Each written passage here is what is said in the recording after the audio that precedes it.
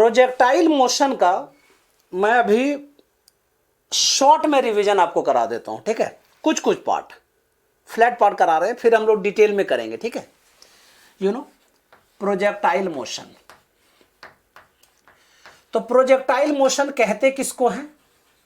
ये होता क्या है?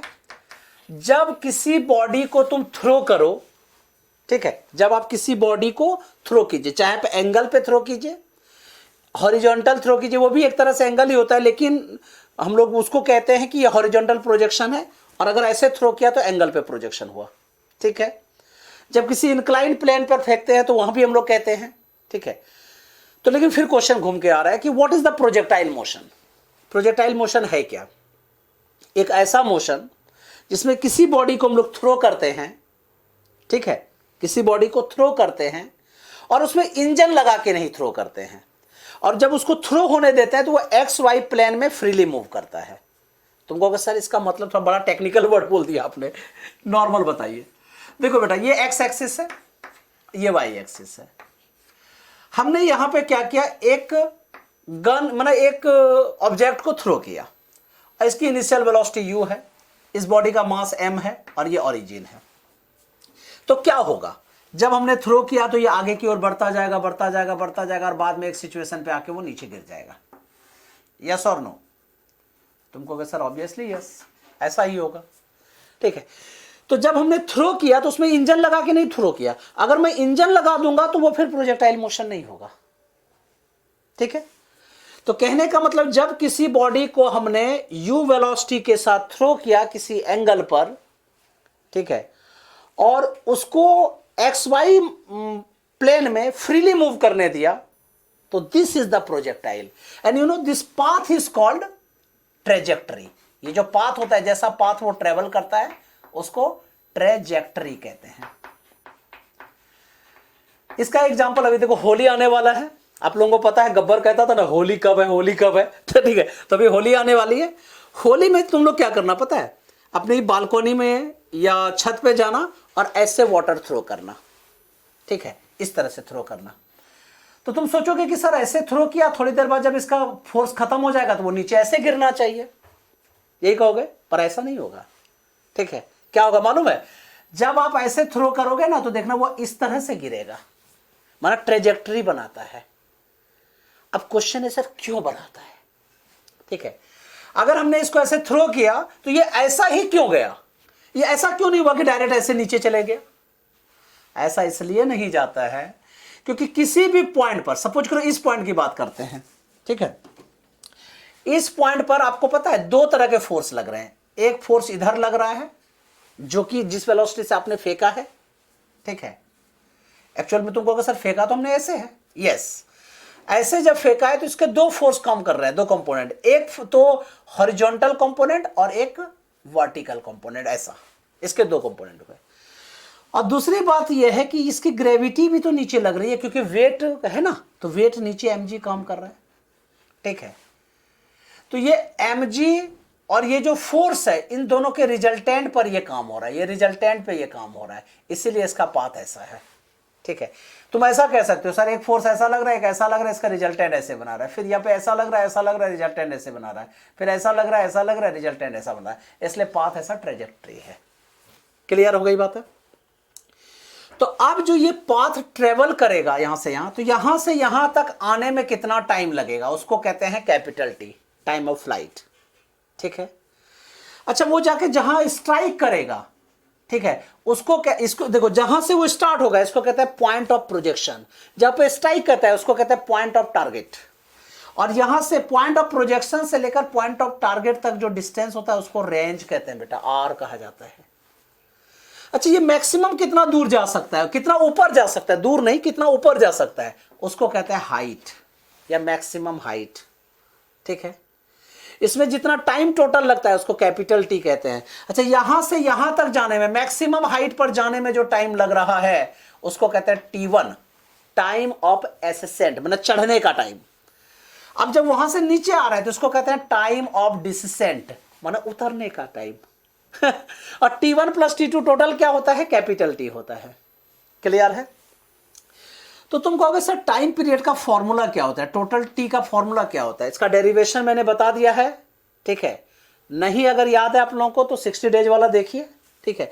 यहां मैं फॉर्मूला बता देता हूं, you know 2u sin theta upon G, clear? Total time 2u sin theta upon G, क्योंकि u sin theta by G plus u sin theta by G, total time period का क्या फॉर्मूला होता है? 2u sin theta upon जी। इसी को कहते हैं time of flight, इसको क्या कहते हैं? Time of flight. लेकिन तुम कहोगे सर नहीं मुझे टाइम ऑफ मैक्सिमम हाइट जाने का टाइम बताइए, तो मतलब टी एच मैक्स निकालिए। तो क्या करेंगे? तो सिर्फ यहां से यहां एक टी लेंगे, 2 को हटा देंगे, तो क्या लिखोगे? u sin theta by g. Clear है मेरी बातें? अब मैक्सिमम हाइट जो होगी ये कितना हाइट होगा, तो हमने फॉर्मूला डिराइव कराया था जी, याद है? Maximum height H max is equal to U square sine square theta upon 2g। Yes और नो? थीटा यहां पे ये वाला थीटा है, एंगल ऑफ प्रोजेक्शन जिसको कहते हैं, ठीक है। अब रेंज कितना दूर तक यहां तक रीच करेगा वो, you know this one is the range. तो range is equal to you know U square sine 2 theta upon G, ठीक है। ये इसको रेंज कहते हैं। अब तुम कहोगे सर मैक्सिमम रेंज कब हो सकता है और कितना हो सकता है? देखो जब भी तुम थ्रो करते हो तो मैक्सिमम रेंज 45 डिग्री पर होता है, ठीक है। अब sine 2 into 45 sine 90 U square by G, maximum range equal to U square G. 45 ही क्यों होता है, ठीक है। तो देखो ये रेंज जब मैक्सिमम कब होगा? जब ये पूरी वैल्यू मैक्सिमम होगी, u कांस्टेंट है, g कांस्टेंट है, साइन 2 थीटा मैक्सिमम होगी, और साइन 2 थीटा की वैल्यू क्या होती है बेटा 1। तो साइन 2 थीटा इक्वल टू 1, तो 2 theta equal to sine inverse 1 मतलब 90 degree upon 2 45 degree, theta is equal to 45 degree. मतलब जब भी हम लोग मैक्सिमम रेंज ट्रेवल करना चाहते हैं तो मुझे 45 डिग्री पे जंप करना चाहिए, 45 डिग्री पे पॉइंट ऑफ प्रोजेक्शन रखना चाहिए। What is the equation of trajectory? तुम कहोगे सर ये जो ट्रेजेक्टरी आपका यहां से यहां तक है उसका इक्वेशन क्या होगा, ठीक है। सो यू नो यहां तक दिख रहा है ना आप लोगों को? हाँ, तो y इज इक्वल टू क्या लिखेंगे? x tan थीटा माइनस जी X square upon 2u square cos square theta. इसी तरह से याद रखना बेटा। बहुत बच्चों को मैं देखता हूं बड़ा अड़बड़ करके याद करता है, y equal to X tan theta minus g upon 2 into X square upon U square cos square, वो कंफ्यूज हो जाता है। उसका जब ब्रेन कंफ्यूज हो जाता है तो वो भी कंफ्यूज हो जाता है। कैसे याद रखना है? y equal to X tan theta minus ji X square upon 2u square cos square theta, you know. अब वेलोसिटी एट एनी टाइम, तुम कहोगे सर मुझे इस टाइम पे पता करना है कि इसकी वेलोसिटी कितनी है, सर इस टाइम पे पता करना है, सर इस टाइम पे पता करना है, सर इस टाइम पे पता करना है। देखो जब हमने थ्रो किया था उस समय यू था, लेकिन उसके बाद तो बढ़ता जा रहा है ना, चेंज होता जा रहा है, ठीक है। तो किसी भी टाइम पे जब वेलोसिटी निकालेंगे तो इसका क्या करेंगे? कॉस कंपोनेंट और साइन कंपोनेंट दोनों ले लेंगे, यस और नो। तो कहने का मतलब ये वेक्टर फॉर्म में होगा। तो वेक्टर फॉर्म में जब लिखेंगे तो क्या लिखेंगे? v cos theta I cap, ठीक है, plus v sine theta minus G T J cap, ठीक है। ये सारा हमने बताया हुआ भी था, ड्राइव करके भी बताया था आप लोगों को। So you can say that v cos theta I cap plus v sine theta minus G T J cap. तुम कहोगे सर v मींस ये क्या है? v मैंने इनिशियल वेलोसिटी, तुम u भी लिख सकते हो, लो इसको आप ऐसा कर सकते हो, u cos theta I cap plus u sine theta minus G T J cap, ये ज्यादा अच्छा लगेगा, ठीक है। अब तुम कहोगे सर मुझे किसी भी टाइम में पोजीशन चाहिए, ठीक है। अभी तो आपने वेलोसिटी बताया है, अब अगर मुझे पोजीशन चाहिए किसी भी टाइम पर, पोजीशन अगर मुझे चाहिए तो position eight any time. Last year भी एडवांस में क्वेश्चन पूछा गया था इसी पर कि एक प्रोजेक्टाइल का उसमें पोजीशन निकालना था। तो तुम क्या करोगे? इंटीग्रेट कर दोगे भाई। v इक्वल टू क्या होता है? dx बाई dt, dt को अगले साइड ले गए, इंटीग्रेट कर दिए, ठीक है। तो क्या हो जाएगा? Position you can write here x, yes और नो।